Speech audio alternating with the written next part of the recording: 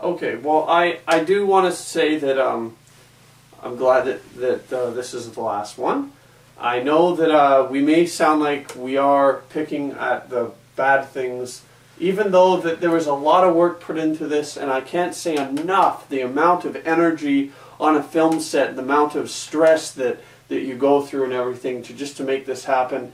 And yeah, it may sound easy just making 3 movies, but no, these are huge movies, and I just want to say congratulations to Christopher Nolan. I know that he's not going to be listening to everyone else's negative comments. He's probably going to be listening to the people that are going to pat him on the back, which is what I'd do if I was in his position too. Do you think that... all I know is you want to make your audience happy, and I think that over the 3 years, it's so hard, like, making this movie and making it so big and everything. I think it's maybe a level one thing. of the things that we didn't like there was so much hype about The Dark Knight. Yeah. And for me, I think the movie met that hype.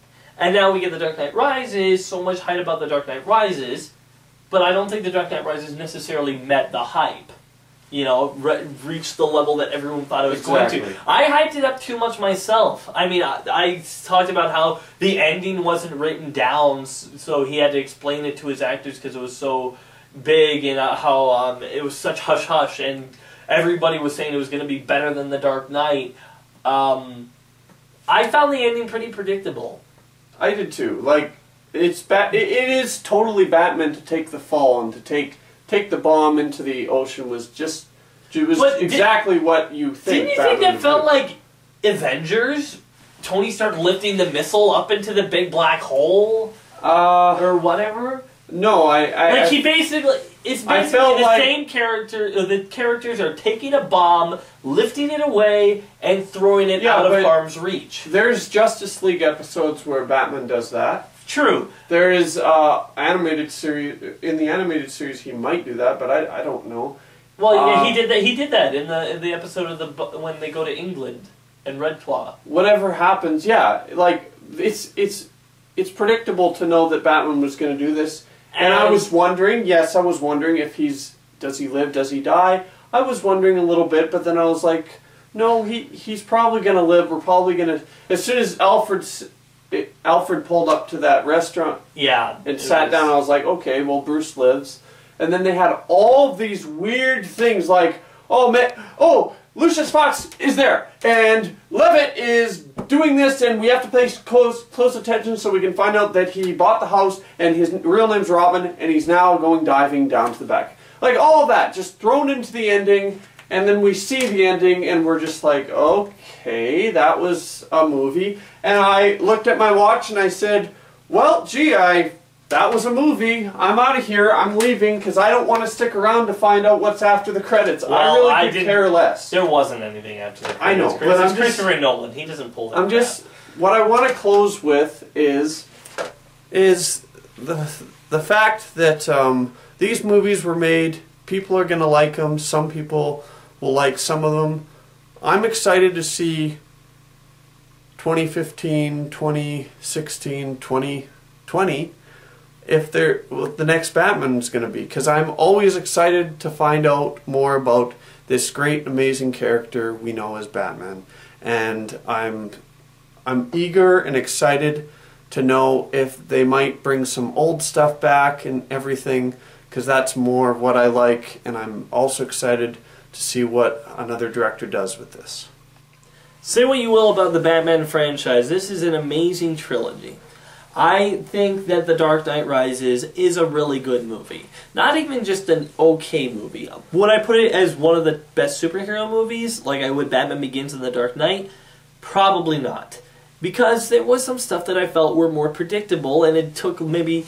I won't say that it took less risks, because it definitely took a lot of risks, but maybe not all the risks paid off. Now, I would say that this is definitely a movie to check out.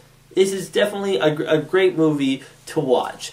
I'm not sure if it was up to the same level as a lot of other movies this year. I will say I'm a little disappointed, but not in the fact that I'm thinking it's bad or even average, because I hyped it up too much myself. But I will say that Christopher Nolan hasn't made a bad movie yet, and he still hasn't, in my opinion. What do you mean? Here's your gun. Here we go. So I'm going to give it, so I wouldn't be sad in saying this, but I got to give it a 5 out of 10. Right? A 5? You think it's just average? I do. I didn't enjoy it. I'm sorry. But feel free. Tim Burton fanatic. Alright, okay, so come on. I am going to give The Dark Knight Rises a 7.5 out of 10. Nice. Okay. So, thanks guys for watching the Batman movie Bash. If you haven't seen all of our videos, check them out. We reviewed every Batman movie ever made. And this has been a while, you know? I mean, like, back in the day, the first Batman movie Bash video of Batman 1989, it was the first time I used my new uniform, the gray hoodie. Nice. Now I'm using this. Cool. So much has happened over the years. If you go and watch the old ones, just bear with my bad editing. It gets better around Batman and Robin. So I'm Chris Filmbaker. And I'm LaserD99. And we're saying sayonara. Thanks for watching the Batman movie Bash. And now we close. Be sure to check out more of my other videos in my Batman movie Bash and other videos on my channel and on Chris Filmbaker 123's. So, thank you for watching the Batman movie Bash. Farewell. It's not over. There's one movie left. Yeah, you know it. It's that one that was old and timeless. It had one actor, maybe you guys will be familiar with, Adam West. That's right, Batman! Batman!